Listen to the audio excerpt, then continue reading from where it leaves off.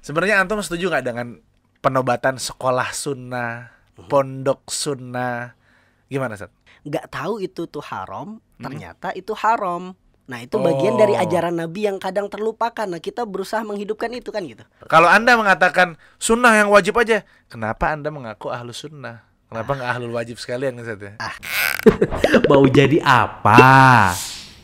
Ustadz Arif Rahman, assalamualaikum. Waalaikumsalam warahmatullah. Insya Allah Ustadz. Masya Allah. Cuman mohon maaf karena Ustadz kayak nggak pakai baju Muslim Madani hari ini. Canda Mas Yuldan. Oke, Ustadz.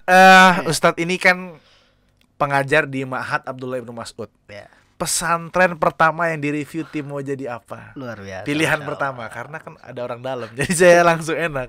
Ya, tapi alhamdulillah saat sekarang Ana senang lihat perkembangannya, Masya Allah jadi bagus banget. Jadi bagus banget. Dan Ana rencana insya Allah pengen berkunjung lagi. Kali ini untuk diskusi dan minta arahan dari Ustadz Arif Patada sih terkait dengan kedepannya review ini karena sekolah-sekolahnya kan perlu ada arahan lah dari yang lebih tahu gitu Ustadz ya. Kemudian juga Ustadz Arif Rahman adalah seorang Fahri ya. Apa tuh Fahri? Seorang Fahri Anda. Oh seorang Fahri, apa tuh Fahri? Seorang ini kan alumni Al Azhar gitu. Ah, alumni Al Azhar. Kuliah di Al Azhar ya dong, Ah. ya. Terus kemudian menikah di Mesir. Menikah di Indonesia. Oh, terus kemudian minimal foto-foto tipis di Ada tipis. foto-foto tipis di Sungai Nil. Pasti. Wajib Ustaz, itu. Oke, kita mau bahas sejarah antum belajar. Aduh, Itu harus dilihat nih sanad keilmuan. Benar. soalan keilmuan. Benar. Background keilmuan. Ya. Benar. Ustaz Arif lahir tahun berapa, Ustaz? Ana lahir tahun 96. 96. Iya, 96 ya? 1996. Oke, 96 itu seumuran istri Ana tuh. Wah, Masya Allah, masih muda juga Ustaz ya. Masih muda, Belum 30 Ustaz ya. belum 30. Belum Under 30. 30. Under 30. Tapi hafalan insya Allah udah 30. Bismillah insyaallah. Benar itu yang paling penting. Usia belum 30 nggak masalah, tapi hafalan ya tipis-tipis 30 lah. Tipis-tipis 30 alhamdulillah. Insyaallah. Di akhir. Aduh, apa tuh? Ustaz, ini ada kaitannya dengan pekerjaan antum hari ini sebagai seorang pengajar, sebagai seorang guru ya. Ya. Apa yang antum rasakan dengan antum ketika dulu mondok di Mias Iya. ya, dan santri sekarang apa bedanya kira-kira? Itu nanti dijawab di akhir saat kita akan masuk dulu ke antum dulu lahir di Bogor ya, Ustaz? Iya, Bogor. Antum berarti orang asli Bogor kan? Asli Bogor. Lahir di Bogor. Cilengsi. Cilengsi, betul. Berarti dari kecil udah kena frekuensi Radio Roja. Betul. Iya dong. Betul. Radio Roja udah ada dari Dari kurang 90-an kan? cuma boomingnya awal 2000-an. Oke. Ya untuk 4 tahun udah mulai bisa denger baru. Menebar Jaya Sunnah. Betul. Udah ada reda belum di situ? Belum. Oh, belum. Ya pikir udah. Masih ada. FM waktu itu, masih FM. Oh gitu. Iya, jadi awalnya tuh FM, terus FM tuh keganggu sama kayak ada radio dangdut yang suka tiba-tiba Iya. kajian Ustadz Yazid kan radio dangdut akhirnya jadi AM kan. Nah, Iya. nggak terganggu. 756. Itu yang anak ingat waktu kecil sih. Iya. Keluarga Berarti dari baca. kecil background keluarga memang udah kenal sunnah, Ustaz? Enggak juga sih di umur kayaknya anak umur 10 tahun ya, umur kelas 4 kelas 5 SD. Oke. Masuknya tuh dari kajian riba. Jadi orang tua tuh sebetulnya asalnya memang backgroundnya belajar di Muhammadiyah ya. Yeah. Dan memang Ustadz Badrul Salam juga dulu memang sering ngisi di masjid-masjid yang abiannya juga sering ke sana.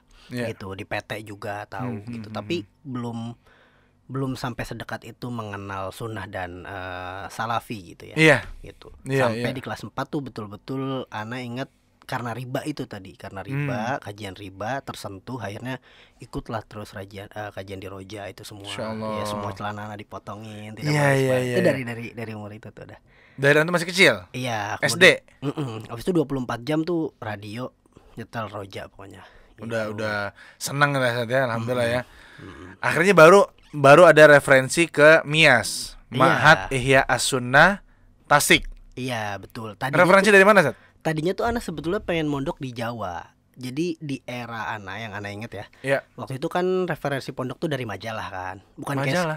bukan kayak sekarang dari Instagram mau jadi apa tuh ada lengkap kan gitu. Tipis-tipis, Iya tipis-tipis. kan? Gitu kalau dulu tuh dari majalah, referensi pondok tuh dari majalah. Dan dulu Majalah apa, Stan? majalah-majalah yang dirilis sama kayak majalah Asuna, dulu Oke. ada Al Furqon dan lain sebagainya Oke. itu punya majalah kan. Eh. Nah, Biana tuh mulai berlangganan majalah lah untuk mendapatkan asupan ilmu, informasi dan dapat itu informasi pondok. Oke. Dan pondok itu dulu tuh ada mindset nggak Jawa nggak mondok. Jadi harus ke Jawa gitu, jauh Oh, gitu. Kayak gitu. mondok di Jawa Barat, mondok di Jabodetabek kayak di era Iya. itu belum dikenal lah gitu. Sampai Ustadz Abu Qatadah tuh jadi pengisi tetap di Roja. Iya. Kemudian orang jadi kenal Kenal. bahwa ada Ustadz Abu Qatadah yang ngisi di Roja punya pondok namanya Mahatiyah Sunnah. Ya udah survei ke sana dan ya bismillah Cocok. jadi masuk sana. Gitu. Keadaan pondok waktu itu masih sederhana kah atau sudah semodern sekarang atau gimana, Sat? Ana waktu itu angkatan 6 ya. Jadi Ana ketika masuk menyaksikan angkatan pertamanya kayak apa. Waktu itu sih belum semaju sekarang walaupun Oke. memang sudah format sekolah. Oke. Jadi nggak lagi format madrasah atau salafiyah tradisional ya, Sat Iya, ya? jadi kalau nggak salah ada beberapa angkatan yang masih apa namanya sekolah non formal kayak orang-orang yang masuk tuh after SMA, Oke. yang mereka dikader untuk jadi dai yang sekarang juga itu menjadi asatid utamanya di pondok gitu ya. Oke. Kemudian Ana masuk angkatan ke-6 di formalnya. Jadi tapi ngeliat kakak kelas tuh masih yang sekolah pakai sendal, belajar di masjid, masih Iya. yang ada rintisan perjuangan lah gitu dari transisi ke sekolah gitu. Sebenarnya sebentar, sebelum kita lanjut, Sat. Ada irisan pertanyaan yang Ana mau tanya. Ketika Ana keliling pesantren, sering sekali Ana lihat, nggak semua sih, Ya. tapi kebanyakan santri itu kalau belajar nggak pakai sepatu. Kenapa, Sat? Di kelas ya. Kalau di AIM kan jelas emang di masjid ya. Iya. Karpet dong gitu kan. Jadi ya masjid jelas kita lepas alas kaki untuk saat ini gitu. Nah, maksudnya di kelas buka sepatu. Ya. Pertama tentu kurang nyaman karena kan lantainya pasti dingin gitu ya. Dan kelihatan nggak rapi. Karena dulu Ana di IKJ. Nyebut kampus. Di IKJ dulu, silahkan ente berpakaian apapun tapi jangan nggak pakai sepatu. Sepatu itu tanda formal Anda untuk berpendidikan tuh belajar lah gitu. Betul. Tapi kenapa di pondok kebanyakan nggak pakai sepatu? Ya, karena itu tadi kalau yang Ana lihat ya mungkin itu transisi dari yang misalnya pondoknya masih rintisan, dilihat udah berapa angkatan.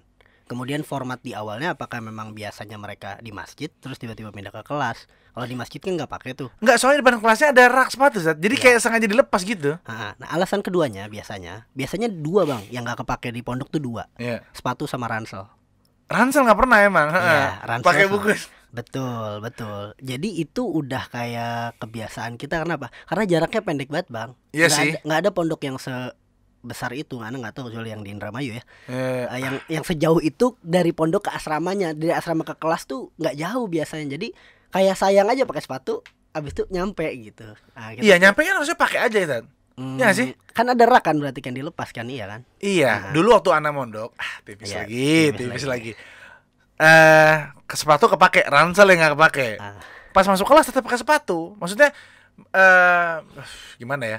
Dari segi kerapihan visual lah, dari segi visual tuh akan lebih rapi. Santri tuh udah terbiasa dengan baju rapi.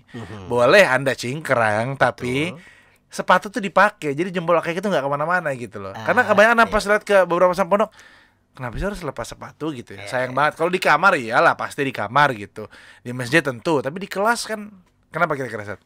Karena ngerasanya tuh kayak orang di dalam rumah yang pindah dari dapur ke ruang tamu atau Mungkin dari kamar gitu ke ya. ruang tamu. Jadi rasa-rasanya tuh bahkan kadang Ana juga dulu waktu mondok sih awal-awal diwajibin sepatu ya. Jadi ya sunnah tuh seingat anak-anak baru masuk SMA itu diwajibin sepatu. Sebelumnya kita nggak pakai sepatu juga. Oke. Jadi ke kelas tuh bebas, bahkan pakai baju bebas. Seragam ada cuma di hari-hari tertentu doang. Nah baru pas naik SMA tuh seragam full, kemudian wajib sepatu. Oke. Ya kan kelasnya juga makin proper lah. Ya. Nah di situ tuh jadi mager pakai sepatu karena udah kebiasa nggak pakai. Kemudian Ya. juga itu tadi jarak pendek tadi. Oke. Gitu. Dan nggak tahu ya karena tadi Ana juga nggak tahu sih kalau aturan kenapa dia masuk kelas itu sepatunya dilepas gitu. Iya, kayaknya sih mungkin punya alasan pribadi, cuman kurang elok kalau beberapa orang Jakarta yang terbiasa melihat serba rapi gitu ya, kerja di startup ya dong, ada kalung-kalung lanyard di sini, ada sepatu-sepatu skena gitu Itu kan. dia, betul. Mau masukin anaknya ke pondok, ya nyeker semua nih. Kan itu akhirnya mengurungkan niat. Kita kan dakwah untuk universal gitu saat ya, Iya, sebenarnya kayak gitu. iya. Tapi ya udah lah, tapi mungkin pondok punya ini masing-masing. Betul, Ya. betul. Ustaz, kemudian masuk IHA Sunnah. Dengan background Ustadz Arif ini sudah paham bahasa Arab kah? Sudah jago ngaji Quran kah? Sudah enak kah kalau imamin? Kayak Masya saya Allah. tahu tipis-tipis. Ya, Masya Allah. Pertama memang termasuk anak milih Mahatiyah Sunnah itu karena gedungnya Mahatiyah Sunnah itu bentuknya mirip sama tempat anak TPA.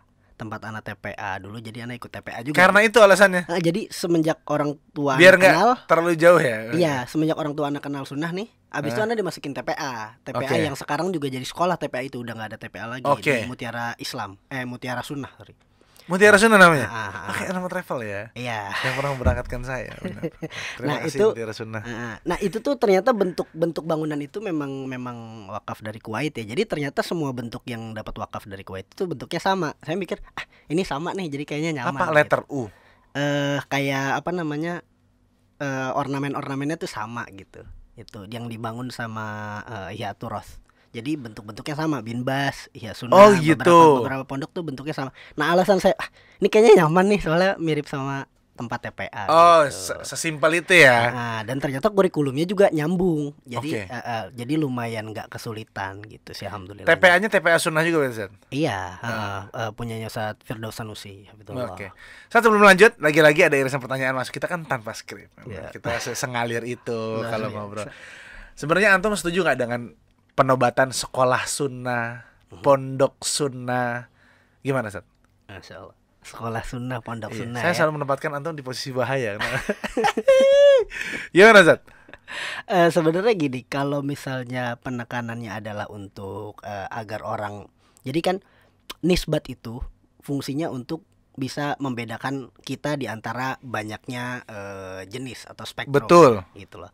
Nah, untuk biar orang nggak bingung kita ini siapa, penisbatan itu kadang perlu. Iya sih. Gitu loh, ya kan? Kalau dalam jualan atau dalam dagang ada branding, Iya. ya kan? Iya, iya, Nah, iya. nanti iya. kembali lagi ke niat dipakainya buat apa nih? Atau kayak misalnya bisa juga jadinya Untuk identitas aja Mm-mm. sebenarnya kan. Iya, bisa juga itu, bisa juga memang untuk komersil. Nah, ketika untuk komersil yang ini yang agak bahaya gitu. Jadi kayak, demi kita mendapatkan simpati dari kalangan A atau kalangan B, maka kita tempelkan si branding itu. Nah, itu yang problem tuh di niatnya, bukan di prakteknya gitu loh. Kalau jawaban dari beberapa ustadz yang pernah tanya juga bahwa memang tidak dianjurkan misalnya kayak es kepal Milo sunnah misalnya gitu. Oh, Ustadz. iya. Laundry sunnah. Iya, makanya itu Karena kan nggak ada korelasi. benar. Tapi bagi dakwah dan tarbiyah ini perlu ditegaskan. Ini dakwah sunnah, ini sekolah sunnah gitu katanya gitu Ustadz. Betul. Jadi khusus untuk dakwah dan tarbiyah maka dibolehkan menisbatkan pada sunnah selama memang ajarannya ahlus sunnah wal jamaah gitu Nah, Ustadz. iya betul. Jadi Iya. kayak tadi kan kalau pendidikan kan harus ditonjolin ya apa yang Iya, jadi iya, yang nilai di spesialisnya, situ, aha. yang jadi nilai yang ditekankan di situ. Iya iya Gitu iya. kan. Nah, kalau misalnya kayak kelihatan banget komersilnya gelas sunnah gitu, itu kan udah mulai absurd gitu. benar. Berarti memang kita harus jelas nisbat ini dalam Iya. rangka apa dan di pada bidang apa gitu Ustadz ya. Iya, ya termasuk pondok anak kan namanya Ihya Sunnah Bener. gitu. Langsung. Ihya Sunnah karena memang ya itu value yang mau diangkat, menghidupkan sunnah tadi gitu. Ya, oke. Karena kan tadi kan menghidupkan sunnah kan apa namanya syarat dengan keterasingan. Banyak orang Betul. yang nggak tahu itu tuh haram, ternyata itu haram.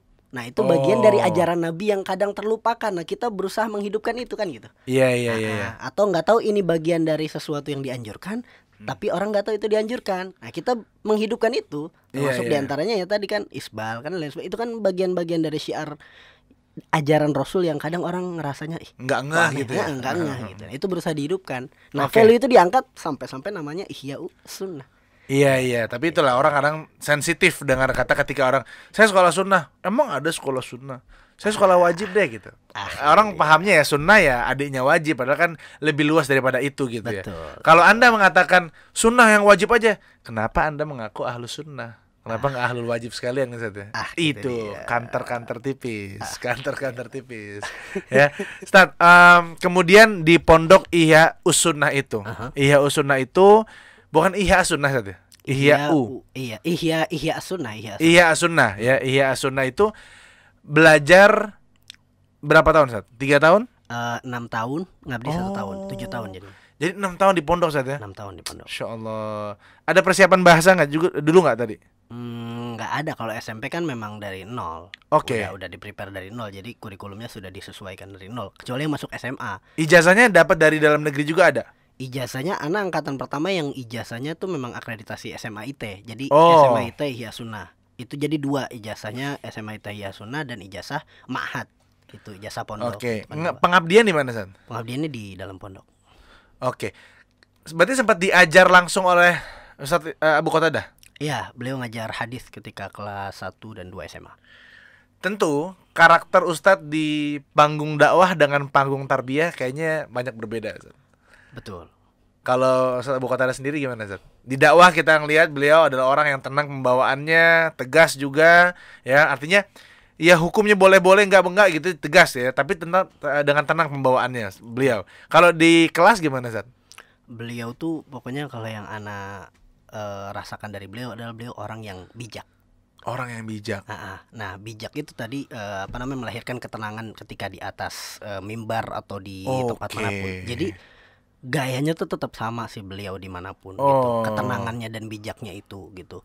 Kemudian mungkin karena ya tadi ya ilmu tentang hadisnya dan pengetahuan tentang Iya. sunnahnya cukup baik, jadi memadukan antara itu tuh sangat bagus gitu ya. Iya. Di antara contoh bijaknya beliau ya, ini ada santri yang mungkin kayak kalau asatid lain nganggapnya ini santri nggak bisa kemana-mana, nggak bisa ngapa-ngapain. Tapi Oke. beliau tuh bisa ngelihat satu sisi kayak nggak, ini santri bisa jadi sesuatu, gitu lah. Ini Masya santri Allah. bisa jadi someone. Dan beliau kayak nasehatin, deketin dan arahin santri itu dan ya alhamdulillah beliau jadi salah satu mudir lah sekarang si santri ini. Dan banyak dari murid beliau yang kena sentuhan emosional itu. Itu yang baik dari dibalik beliau sebagai seorang guru dan dai. Oke. Gitu sih yang Anda lihat. Dengan nama Ihya Sunnah itu, Ustadz, atau Ihya Sunnah itu di Tasik. Berdiri mungkin tahun-tahun 2000-an awal, Ustadz ya. Kayaknya mungkin 90-an udah kayaknya. Ada gesekan nggak dengan warga sekitar, Ustadz? Maksudnya dengan tampilan beliau ya, yang tentu berjenggot, namanya Ihya Sunnah. Ada nggak gesekan-gesekan dengan warga sekitar, Ustadz? Ketika anak masuk sih sudah berakhir. Oh. Cuma pasti di awal yang kami dengar ya, itu juga mungkin nggak selengkap itu anak tahunya. Iya. Cuma memang pasti ada sih, pasti ada. Cuma itu di tengah-tengah kota. Yang uniknya adalah Matia Sunnah tuh berkembang seiring dengan berkembangnya kota Tasikmalaya. Jadi jadi kalau teman-teman lihat Mahathir Sunnah tuh gedungnya ada di belakang mall Plaza Oke. Asia. Itu kan agak aneh kan, kayak kenapa orang milih tanah pondok Oke. dekat mall gitu. Padahal itu Oke. emang bareng aja berkembangnya gitu. Iya. itu banyak Atau yang memang berkembang. mungkin masyarakat Tasik sudah melek sunnah juga. Iya, tapi juga memang bagaimana komunikasi Abu Qatadah terhadap Oh yang iya, lain itu sih yang gitu. paling penting sih memang. Itu sih. Mana Ustaz Taufik boleh cerita? Ustaz Taufik cerita bahwa Ustaz Abu Qatadah tuh buka TK, Mhm. muridnya 300. Ah, Itu di pondok atau di komplek Ihya Sunnah juga, Ustaz? Atau beda? ya ada yang di situ, ada yang beberapa cabang lain. Kan sekarang Berarti Ihya Sunnah ada minat beberapa orang cabang. ke sana kan besar sekali, Ustaz. Ya. 300 loh. Closing 300, iklan dari mau jadi apa aja belum tentu itu closing 300 maksudnya. Masya Allah. Berarti memang masyarakatnya mungkin sudah aware dengan dakwah beliau dan menganggap beliau sosok yang bisa beradaptasi dengan masyarakat sekitar, Ustaz ya. Iya, itu tadi bijak, karena beliau tuh bijak. Jadi kalau mandang satu masalah tuh nggak Nggak hitam langsung- putih. Iya, nggak hitam putih dan nggak langsung kayak kalau orang kan pengen Cacat. gerasak gerusuk gitu atau gimana. Beliau tuh selalu tenang, ya berusaha untuk cara komunikasinya yang baik ke semua pihak gitu. Masya Allah. Termasuk ke dulu kalau zaman anak sih kayak wali kota pun kan sering ke kami gitu. Jadi itu nunjukin gimana cara beliau komunikasi ke pihak-pihak yang bisa bawa maslahat untuk Mahat tuh bagus gitu. Iya. Dan juga mungkin dengan pertumbuhan Ma'had itu menyerap tenaga kerja dari masyarakat sekitar. Ya itu juga. Laundry, keamanan gitu-gitu, Ustaz ya. Betul. Jadi ya warga sekitar ya ada manfaatnya juga ternyata pondok ini gitu ya. Seperti itu. Oke. Pengabdian di Di Ihya Sunnah. di pondok juga, Ustaz. di dalam Enggak pondok. dikirim ke pedalaman. Iya, nggak boleh. Oh, enggak boleh. Seluruh di dalam pondok waktu itu. Oke, ngajar apa gimana, Ustaz? Jadi Iya, musyrif kan? Pegang tahfidz. Oh, pegang tahfidz. Oke. Lulus dari pondok baru masuk ke Mesir langsung. Ya, masuk ke Mesir langsung. Daftar pas pengabdian daftarnya. Langsung diterima, Ustaz ya? Iya, langsung diterima. Beasiswa atau mandiri, Zat? Berangkat. Jadi beasiswanya nggak full, jadi kuliah yang gratis tapi biaya hidup ditanggung sendiri. Oke. Dengan lulusan Ma'had Ihya As-Sunnah berangkat ke Mesir dengan segala polemik dan konfliknya pada tahun itu, apa yang bikin mantap untuk berangkat ke Mesir, Zat? Maksudnya Oke. ini kenapa saya nggak ke Madinah aja? Ya oke. Kenapa, Zat? Kalau ke Mesir itu, Ana sebetulnya sudah pengen dari SMP kayaknya, Ana pengen ke Mesir. Jadi Karena Fahri tadi. Bukan. hype-nya nih pas Ana SMP memang kebetulan, tapi bukan itu. Bukan itu. Lebih ke, jadi Ana waktu SMP tuh punya kitab yang juga itu pengajiannya Ustaz Abu Qatadah. Setiap pada maghrib tuh ada Sahih Bukhari. Sahih Bukhari. Terus Ana semangat pengen beli kitab Sahih Bukhari aslinya nih, walaupun belum bisa baca, belum lancar, tapi Iya. beli aja Pengen. dulu kan gitu. Iya. Nah terus di situ ada cetakan namanya Darul Hadis. Darul Hadis bil Qahirah. Ada bilang, di mana nih nyetak kitab? Di Mesir gitu. Oh. Terus mushaf Ana juga sama, di situ ada kayak setiap mushaf yang dicetak di Mesir tuh ada kayak cap Al Azharnya. Terus saya bilang, kayaknya menarik nih ke tempat ini satu hari gitu, karena Ana tertarik aja dengan si kitab-kitab tadi dan Masya sumber-sumber tempat kitabnya. Nggak mungkin ada tempat dicetak di sana kitab-kitab ilmu dan nggak ada ilmunya gitu. Makanya Ana penasaran aja. Dan makin berjalannya waktu, informasi tuh makin mantep kalau di Mesir tuh kita bisa memilih untuk ke Mesir. Beda dengan Madinah. Madinah anak pengen, atau ke tempat Haramain itu ya, belajar di Haramain itu impian semua orang gitu. Tapi masalahnya itu kan nunggu dipilih gitu ya. Nah, kan gitu, beasiswa nunggunya bertahun-tahun. Yang diterima Mesir dulu ya, udah ambil Mesir deh. Betul. Di Mesir ambil jurusan yang paling aman. Ya, gitu. Emang jurusan yang lain kurang aman? Ya enggak juga sih. Ya lebih ke malas ngantri aja nah. Oh, yang waktu itu yang diambil akhirnya adalah sastra Arab. Sastra Arab. Lugha Arabiyah. Lugha Arabiyah. Jadi enggak yang mana bukannya ada ilmu mantik enggak ada. Enggak ketemu juga. Enggak ada juga. Ketemu juga. Oke, enggak masalah. Di Mesir ambil jurusan sastra Arab. Ya. Nah, pertanyaannya adalah bagaimana keadaan teman-teman Salafi di Mesir? Banyakkah? Ya. Atau ada kajian khusus kah? Atau gimana keadaan teman-teman di sana? Ya. Oke. Kalau yang Ana rasakan ketika Ana datang ya, Ana landing di sana, itu memang ada ya kita pasti bangun komunitas lah istilahnya, bangun perkumpulan alumni-alumni dari Ma'had Salafi yang ada, gitu ya. Kemudian ya di sana ada kajian, kita bikin kajian, kita hadir ke beberapa masyaikh yang ada di sana juga. Kemudian juga kita saling menguatkan lah untuk bisa kayak menghafal Quran sama-sama gitu dan lain sebagainya. Ya, dengan teman-teman dari Gontor misalnya, komunikasi baik-baik aja ya? Nah itu yang harus terus dijaga karena ternyata teman-teman itu banyak yang mungkin kaget juga ya dalam tanda kutip. Jadi yang satu dari pondok yang isinya aslinya dalamnya sama semua. Kita juga dari pondok asalnya dalam bukan masyarakat yang majemuk gitu. Nyampe Mesir tuh miniaturnya Indonesia, semua warna-warni. Betul, bahkan orang yang dari timur sana yang kita aslinya nggak pernah ketemu di sana gitu. Nah itu aja sih. Jadi ya teman-teman kita ini ngaji alhamdulillah jalan, cuma memang adalah sedikit pergesekan antar mahasiswa. Kalau Ana lihat mungkin ya karena kaget aja gitu. Oh iya. Kalau yang paling di awal-awal aja berarti. Kalau yang nggak kaget sih bisa muamalah dengan baik gitu. Oke. Kagetnya itu sampai ada berdebat segala macam gitu kan. Benar gitu. Jadi udah kultur biasanya maba-maba itu pasti, apalagi dulu eranya Facebook ya. Jadi kayak gitu tuh saling balas-balas. Saling balas, ini Wahabi dan lain sebagainya, ini begini, ini begini dan padahal ya udahlah gitu, kita ada di naungan kampus yang sama. Dan kalau kita ngomong Al Azhar itu juga sebetulnya menaungi itu. Iya, menaungi itu gitu. Jadi ada nilai-nilai dalam manhaj salaf yang mereka akui sebagai mazhab ahlul hadis gitu dikatakannya. Gitu. Kayak perkataannya Syekhul Islam Ibnu Taimiyah dan lain sebagainya itu ada diakui juga gitu loh. Gitu.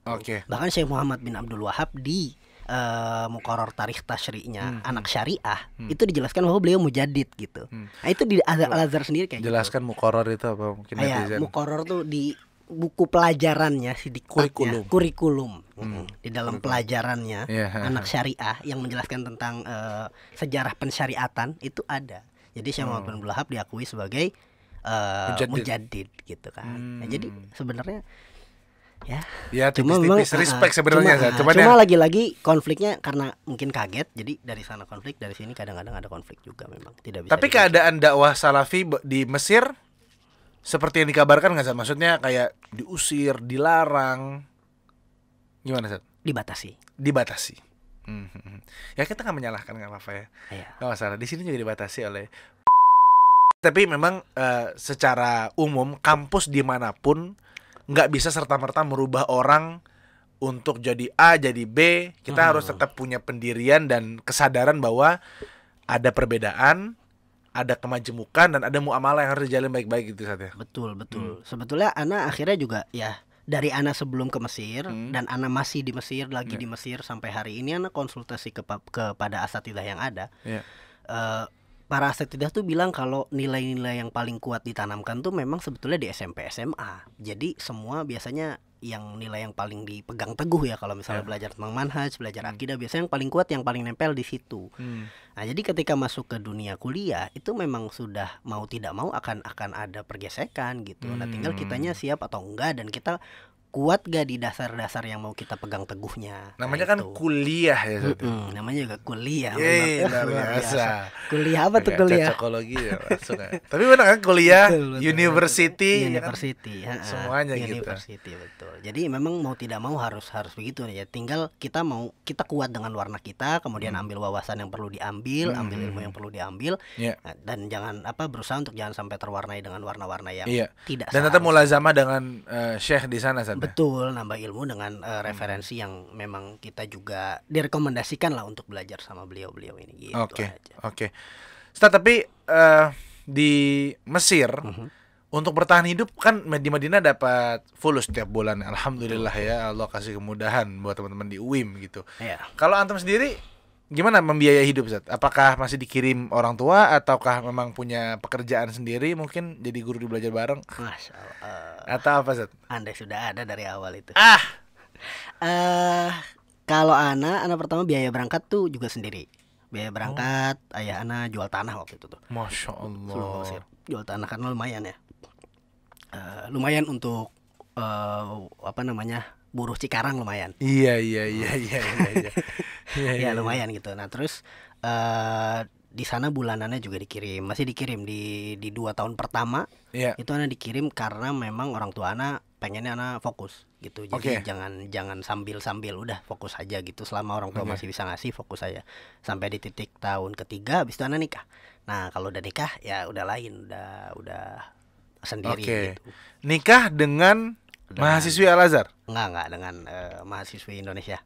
Oh, di Indonesia? Di Indonesia. Ada nggak? Teng. Nggak ada. Arif, kamu berhak melihatnya. Nggak ada ya.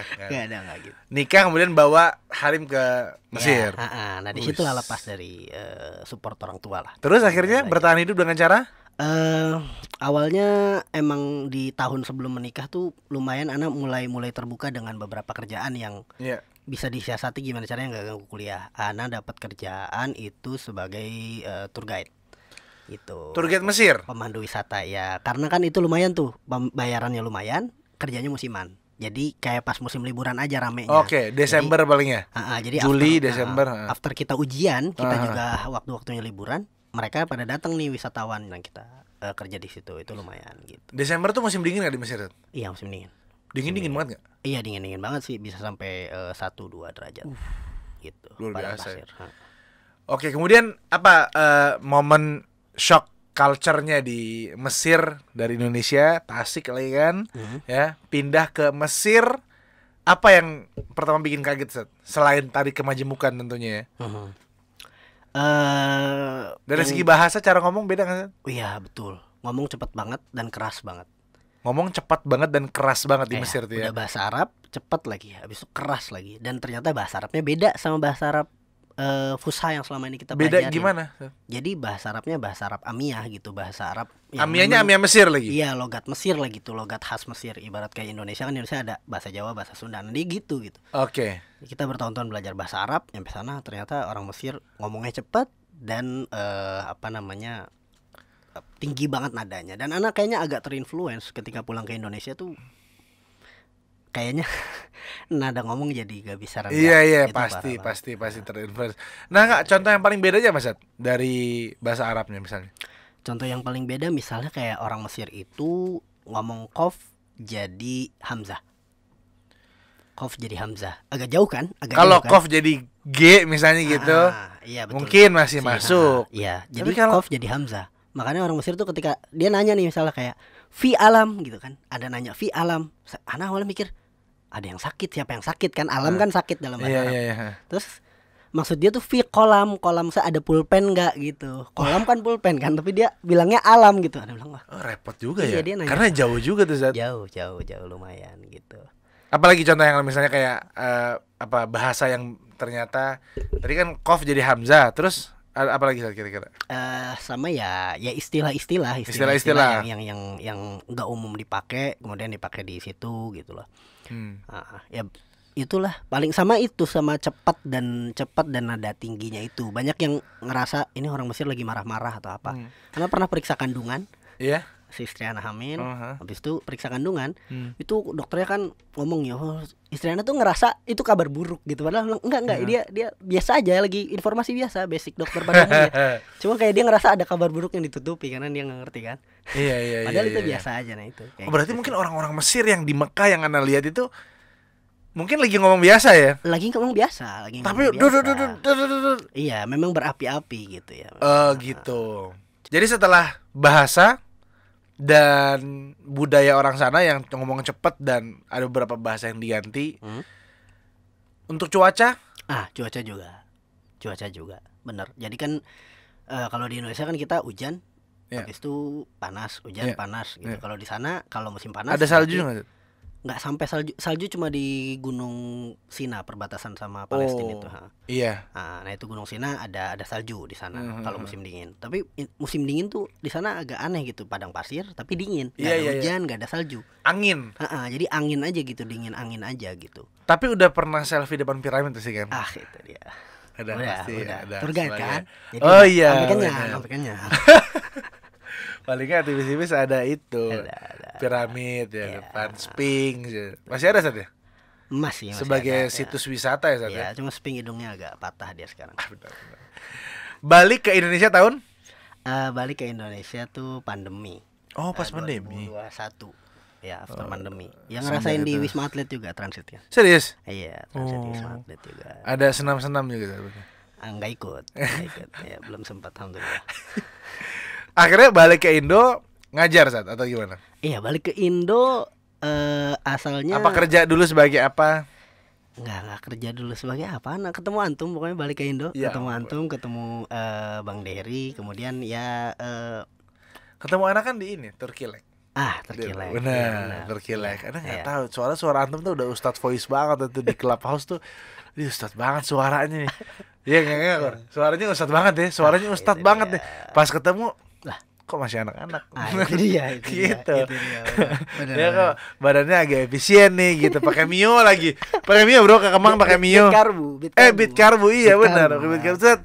Nih Vin, Ustadz Arif. Ini Ustadz Arif ya Allah, suaranya udah suara ini banget, Ustadz voice banget. Udah modal lah itu, udah modal. Cocok. Di pengisi radio oke lah. Terus menurut Ustadz akhirnya di sini Jakarta keluarga istri ikut semua di sini Iya. ya ngajar. Ngajar di ya pokoknya selang kayak abis 6 bulan setelah pulang habis itu ya gabung ke Mahad Aim. Oh gabung Gitu. Mahad Aim langsung. Mahad Aim tuh setiap ana liburan tuh juga memang sudah mampir-mampir gitu. Oh, Dari gitu. awalnya di Udah Bangka tahu tuh, berarti udah kenal. Udah bantu-bantu Ustadz Ali. Karena Ustadz Ali tuh zaman ana SMA beliau tuh juga udah ketemu ana di masjid gitu, di Iya. beberapa masjid gitu. Mahad Aim ini teman-teman yang belum tahu adalah santri yang viral karena tutup kuping pas dengar musik. Wah itu sampai dibahas di mana-mana. Itu tempat Ustadz Arif ngajar sekarang. Jadi kalau mau siapa tuh Ustadz tutup kuping? Nah, bisa jadi. Enggak. Bisa jadi. Bisa jadi. Itu belum Ustadz? Belum ana Oh itu belum. join. Itu 2021 kan? Iya, itu ana udah pulang ke Indo dan ana juga baru tahu pas silaturahmi itu santri kami Ustadz. Oh, Insya Allah. Sekarang di Aim menjabat sebagai apa Ustadz? sebagai kepala kurikulum SMA. Wis, kepala kurikulum, kepala mukoror. Iya, benar. Di AIM fokusnya kan hafalan Quran, San. Ya. Berarti antum menyusun langkah-langkah gitu, tahapan-tahapan santri belajar atau menghafal Quran gitu, San. Kalau hafalan dipegangnya sama Syekh Syahrul Karim kan. Iya, iya, iya. Jadi beliau yang memang beliau juga divisi yang bantuin kurikulum kami justru beliau. Tapi kalau kami bantuin beliau, beliau udah dokter. Jadi Iya, aman iya. lah udah sama beliau gitu kalau hafalan. Oke. Gitu. Kalau Ustaz kami- Ali sebagai? Ustaz Ali sebagai mudir. Oh, sebagai mudir di sana Sebagai ya. mudir, Ya. mudir Tadi dari Sat, sendiri. pertanyaannya adalah ketika antum nyantri dan sekarang antum menghadapi santri, apa perbedaan yang paling berasa, Ustaz? Perbedaan yang paling berasa ya. Santri sekarang itu punya kemampuan daya tangkap yang luar biasa sebetulnya. Oh iya ya, justru ya. Karena mereka kayaknya udah biasa nerima informasi yang banyak sekaligus Bener, di era terbukanya informasi kayak sekarang. betul.